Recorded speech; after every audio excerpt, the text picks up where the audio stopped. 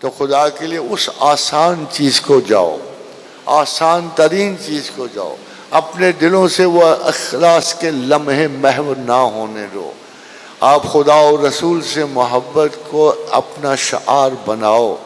میں محبت کہہ رہا ہوں، ہم لوگوں کے رسم و رواج میں نہیں۔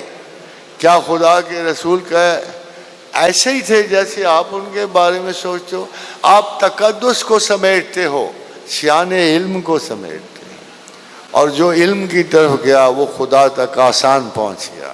انما یخشی اللہ من عبادہ العلماء، یہ علم والے جو خدا کے لیے علم سیکھتے ہیں، جاننے کی کوشش کرتے ہیں، وہ خدا کی چادر کے سائے میں ہوتے ہیں، اس کے لبادے میں ہوتے ہیں، اور یہی وہ لوگ ہیں۔ اور ہر مسلمان جو ہے، چاہے وہ کم علم ہے یا زیادہ علم ہے، اپنے درجات پہ فائز ہوتا ہے۔ تمام مسلمان، جملہ انسان کا حق ہے وہ خدا تک پہنچے۔ آپ رعایت یافتہ ہو، عزت یافتہ لوگ ہو کہ جن کو پہلے سے خدا کا پتہ تھا، ورنہ یہ آپ کے لیے مطلق اجنبیت کا سفر ہوتا۔ آپ کے لیے، آپ خوش نصیب ہو کہ آپ اللہ کے نام سے اجنبی نہیں تھے، آپ کو اجنبی نہیں رکھا گیا۔ یہ آباء و اجداد کی یہ کرم فرمائی رہی آئندہ آنے والے نسلوں کا کہ آپ کو ناآگاہ نہیں چھوڑا۔ مگر یہ کبھی نہیں ہوتا، علم ٹرانسفر نہیں ہوتے، ان کی کچھ نہ کچھ تلاش کرنی پڑتی ہے۔ اور ان لوگوں کو دیکھو، ان لوگوں کو جنہوں نے کتنے اپنے علم کے لیے سفر کیے اور تمام زندگی آپ کو سکھانے کے لیے مہاجرت میں گزار دی، یہ اپنے گھروں کو نہیں پلٹے، اپنے گھروں کو واپس پلٹنے کے لیے آپ کے لیے کتنی نسلیں گزر گئی ہیں، 1000 سال گزر گیا ہے۔ آج بھی اگر میں یہ کہوں کہ میں نے کس سے سیکھا تو میں کہوں گا میں نے استاد محترم سے۔ میں چھوٹا سا واقعہ آپ کو بیان کہ سخت رنجش میں جب آگہی کے کچھ دروازے مطلق بند تھے تو میں یہاں روز نہیں آیا کرتا تھا، میں 40 جمعراتیں گزار کے نہیں ولایت حاصل کی، میں عام انسانوں کی طرح آتا۔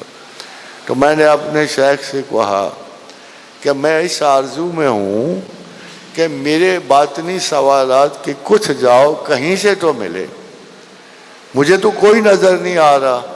تو کیا تم لوگ ویسے ہی کہہ گئے ہو یہ ساری باتیں جو تم نے کہی ہیں، یا ان میں حقیقت بیٹھی؟ کافی دیر کھڑا رہا، کوئی جواب نہیں ملا۔ میں بھی غصے میں آ گیا، میں نے کہا تو میں مفروضہ ہی سمجھوں یہ سارا علم، میں خدا کو بھی مفروضہ ہی سمجھوں، میں تمام علوم کی غرض و غایت فرضی غرض و غایت سمجھوں؟ اس غصے میں جلا بھنا خاکستر ہوا گھر پہنچا۔ تو جب میں پہنچا، دیکھو یہ اتفاقات نہیں ہو سکتے۔ میں انگریز سائنسدان نہیں ہوں، نہ جاپانی کہ جو چیز سمجھ نہ آئے اس کو کہہ دو پر چانس۔ کیسے ہو گیا بگ بینگ؟ پر چانس۔ کیسے بادل جمع ہوئے؟ پر چانس۔ کیسے یونیورس تخلیق میں آئی؟ پر چانس۔ کیسے زمین بنی؟ پر چانس۔ کیسے نقطہ مفروضہ پہلے انسان بنا اس کا؟ پر چانس۔ کیسے اب ترقی ہو رہی ہے؟ پر چانس۔ کیسے مرنا ہے؟ پر چانس۔ کہ سارے کام چانس پہ ہی ہونے ہیں تو ایک چانس اللہ کا بھی لے لو نا، ہے بھائی؟ ایک چانس یہ بھی کہہ لو کہ ہو سکتا ہے خدا ہو۔ اگر سارے مفروضے ہیں تو ایک مفروضہ یہ بھی شامل کر لو، آپ کو اطلاع کی خاطر بتا۔ ڈیسیشن لا ہے ایک جس میں ہم گنتے ہیں کہ کتنے چانسز موجود ہیں، جب ہے نا کہ کائنات میں بڑے بڑے ہم چانسز گنتے ہیں، ان میں اگر کوئی سوال کرے نا کہ کیا کائنات میں زمین ہو سکتی ہے کوئی اور، تو ہم کہتے ہیں اس قانون کے اوپر کم از کم 1,00,000 میں ایک زمین کا چانس موجود ہے۔ آپ کو حیران نہیں، میں آپ کو سائنسدانوں کے مکر و فریب کی بات بتا رہا ہوں۔ اس کو کتنی زمینیں ممکن ہو سکتی ہیں پورے رائے کہیں گے 10,000 تو کم سے کم ہو سکتی۔ اگر اسی قانون پہ اگر ان سے پوچھا جائے کیا خدا ممکن ہو سکتا ہے تو انہوں نے کہا جی 10,000 چانسز میں ہو سکتا ہے۔ یعنی کسی زمین کا ہونا 1,00,000 چانسز میں ہے اور خدا کا ہونا 10,000 میں. تو بھائی کیا گئے گزرے لوگ ہو جو قریب کا چانس ہو وہ نہیں لیتے، اور نہ کتابوں میں ذکر کرتے ہیں اس کا کہ یہ نہ ہو کوئی جھوٹے سچے خدا کا چانس ہی لے لے. So sciences are very tricky, very tricky. یہ نہیں ہے کہ غلط ہیں، مگر آپ کو پتہ ہے اگر میں قرآن کے مقابلوں میں سائنس کو گنوں تو میں کہہ سکتا ہوں کہ 1,500 سال ہمیں سائنس نے گمراہ کیے رکھا. 1,500 سال قرآن کے مقابلے میں اگر میں لے کے آؤں تو 1,500 سال سائنس نے ہمیں گمراہ رکھا. اور آپ اس کی تصدیق کرنا جو میں بات کر رہا ہوں، جو بھی طالب علم اس کی تصدیق ہے. 1,000 سال تک ٹولمی نے کہا کہ زمین کھڑی ہے. 1,000 سال تک ٹولمی. 100 قبل مسیح میں پیدا ہونے والا یہ الیگزینڈرین سائنٹسٹ جو ہے، اس نے کہا کہ زمین ساکت. اب بھی آپ اپنی پرانی کتاب مذہبی دیکھ لو، تولیمی کا قول ہی لکھا ہوا ہے. سعودی عرب کے ایک بہت بڑے جو دانشور تھے، اللہ ان پہ رحم کرے، مر گئے ہیں، انہوں نے لکھا کہ اگر کوئی یہ کہے گا کہ زمین چل رہی ہے تو ہم اس کو قتل کریں گے. فتویٰ دیا انہوں نے. 1,000 سال. 1542 میں کوپرنیکس آیا، اس نے سائنٹیفکلی ثابت کیا کہ زمین ساکت نہیں ہے، سورج ساکت ہے اور کائنات اس کے گرد گھوم رہی ہے. کتنے 1500 سال ہو گئے نا. 1500 سال کے بیچ میں قرآن آیا، بیچ میں. اور قرآن نے کیا کہا تھا؟ اے مسلمانوں میں جو بات کرو غور کرو، تم نے اپنی کتاب کو کتنا ہلکا سمجھ رکھا. اپنی کتاب کو قرآن کیا کہہ رہا تھا؟ وَسَخَّرَ الشَّمْسَ وَالْقَمَرَ وَالنُّجُومَ مُسَخَّرَاتٌ بِأَمْرِهِ. یہ چاند سورج ستارے ہم نے مسخر کیے.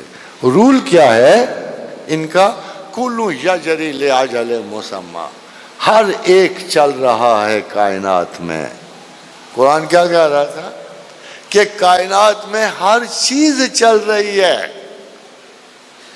اور تولیمی کیا کہہ رہا تھا؟ زمین ساکت ہے. اور کوپرنیکس کیا کہہ رہا تھا؟ کہ سورج ساکت ہے.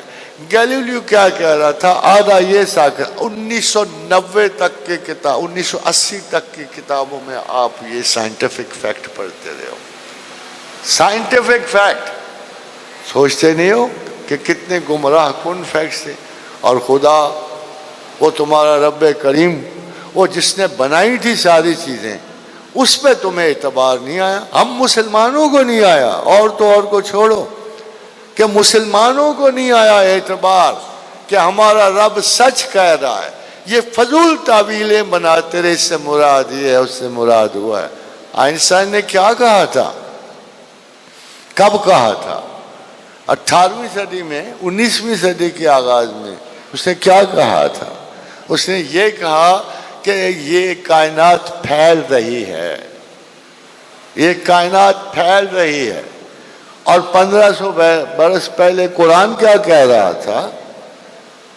قرآن یہ کہہ رہا تھا کہ میں نے اس کائنات کو اپنے ہاتھوں سے بنایا ہے اور ہم اسے وسیع تر کر رہے ہیں. یار کمال کی بات ہے، تم بڑی سائنس کی تعریف، بڑے دانشور بیٹھے ہو سائنس کی نقطہ نظر سے بات کرنے والے. تم لوگوں نے تو ہمیں 2000 سال دنیا کی طریقے سے پیچھے لے گئے. کبھی کا زمین ساکت ہے، کبھی کا کائنات. یہ کیا عجیب بات ہے. پتہ ہے یہ قرآن کون سی کتاب تھی؟ اگر کوئی سمجھنے والا ہوتا، کوئی جاننے والا ہوتا اس کتاب کو، تو ہم نے ایک شخص کو جسے کتاب کا علم دیا تھا، اس نے کہا اے بادشاہ، سلیمان کو کہا کہ ابھی تیری پلک جھپکی نہ ہوگی تو تخت سبا ہم تیرے پاس لے آئیں گے. کہا تھا نا. یہ اتنی بڑی سائنس کی کتاب تھی اور ہم نے پڑھنے والوں کو نہیں دی، علم والوں کو نہیں دی. ہم نے تو ان لوگوں کے حوالے کر دیے بیچارے صرف گلے سے حلق سے نکال کے خوش رہتے تھے۔ وہ قرآن جو ہے انسان کو آزاد کرتا ہے اور قرآن انسان کو غلام کرتا ہے۔ از قرآن از غلام، اقبال کہتا ہے لذت قرآن مجو، غلام سے قرآن کی لذت نہ طلب کرنا۔ گرچہ باشی حافظ قرآن مجو، چاہے وہ قرآن کا حافظ کیوں نہ ہو، اس نے تو بیچارے نے قرآن سے روٹی کھانی ہوتی، اس کو تم کیسے بڑا آدمی سمجھ سکتے ہو؟ قرآن روٹی کھانے کے لیے صرف۔ ہاں یہ کہو کہ ایک ضمنی اثر قرآن کا یہ ہے کہ تمہیں بھوکا نہیں مرنے دیتا، تمہیں بھوکا نہیں مرے۔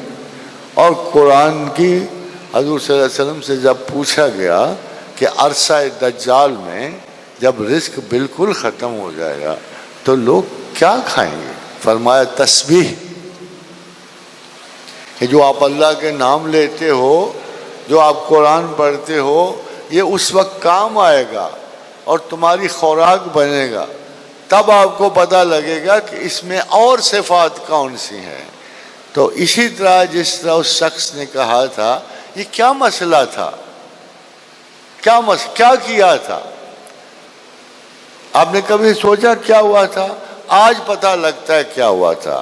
یہ ایک بڑی اسپیشل تھیوری تھی ڈیفیوژن اور فیوژن کی، کہ آپ نے ایک جگہ سے ایک چیز کو بجلی کے شعاؤں میں ڈھال دیا اور دوسری جگہ جا کے پھر مرتکز کر دیا۔ 1 سیکنڈ کے 18,000 حصے میں اس نے وہ تخت وہاں تک پہنچایا۔ سائنسدان اسے مان گیا ہے، آپ اب بھی اسے معجزہ کہتے ہو۔ سوا مسئلہ یہ ہے کہ جو آپ کو خدا، آپ نے یہ اولیاء اللہ کی کرامتیں سنی، ان کو شوق نہیں ہوتا ویسے کرامتوں کا، کوئی شوق نہیں ہوتا۔ جس کو خدا مل جائے اس کو کرامت کا کیا شوق ہے؟ ایسی فضول سی چیز بن جاتی ہے۔ مگر خلق کی آسانی کے لیے کسی ولی اللہ کو کرامت عطا کی جاتی، ان کا اپنا شوق نہیں ہوتا اس چیز کا۔ ان لے کے کرنا کیا انہوں نے؟ ان کے اپنے کام تو ہے نہیں۔ اگر ان کو پتا ہو نا میری 2 روٹیاں بڑھ جائیں گی تو وہ ضرور کرامت دکھائیں۔ ان کو پتا کہ روٹی تو اللہ کی طرف سے ایک ہی ملنی ہے، میں 2 لے کے کروں، میں کرامت لے کے کیا کروں؟ تو اولیاء اللہ کو کرامات کا شوق نہیں ہوتا، یہ بات سنو۔ البتہ خدا ان کو عزت و اقتدار دینے کے لیے لوگوں کی محبتیں ان کرامات کے ذریعے بڑھاتا ہے۔ جیسے پیغمبر کے معجزات خالی حیران کن نہیں ہوتے، وہ دلیل ہوتی ہے۔ دلیل یہ ہوتی ہے کہ اگر باقی چیزیں امپاسبل تھیں اور یہ پاسبل ہو گیا ہے تو کیا نبوت پاسبل نہیں ہے؟ کیا خدا پاسبل نہیں؟ One of the main argument جو ہوتی ہے معجزے کی یہ ہوتی ہے کہ جب آپ یہ سمجھ لو کہ یہ ناممکنات میں سے ہے کہ کسی پانی کا دودھ میں بدل جانا، اور اگر کوئی شخص تمہیں بدل دے تو اگر کہے کہ جیسے یہ حیران کن ہے اور اس کے لیے تمہارے پاس کوئی دلیل نہیں، یہ معجزہ دلیل ہے کہ ایسا کبھی ہو نہیں سکتا اگر خدا نہ ہو۔ تو معجزہ اور کرامات دونوں دلائل کی ایک آکوڑ سی شکل ہوتی ہیں ایسے لوگوں کے لیے جو شاید علم پر یقین نہیں رکھتے۔